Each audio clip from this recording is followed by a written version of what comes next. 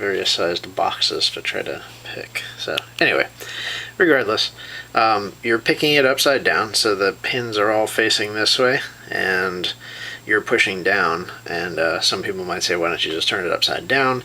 I don't know. For those of you who think you may ever want to open a lock in real life as a locksmith, or, you know, say you lock yourself out of something and lose a key, more than likely it's going to be hanging right side up, so why not just get used to picking it right side up? So notice there's a pretty fair range throughout which I can apply tension here. There's a lot of movement there. And you'll find that you don't have to be all the way at the farthest end of that range of motion to be applying tension. Also, I think there are some security pins in this. Not positive about that. And the back pin on this is a little tough to reach. Let's see.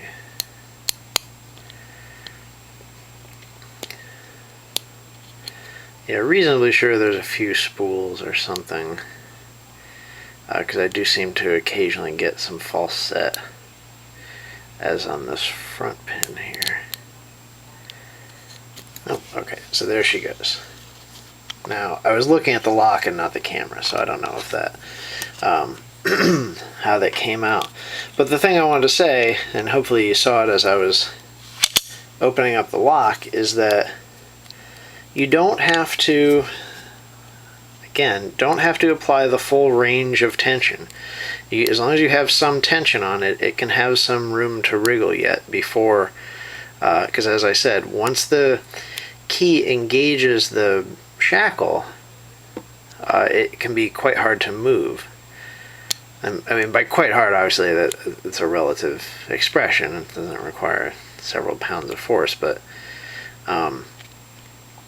more so than it would be just to put enough tension on this. So let's see. There's another spool.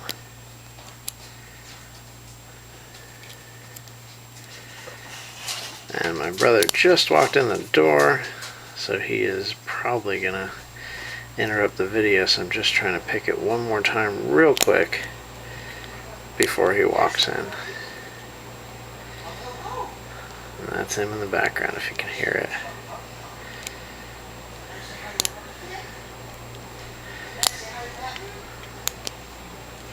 There we go.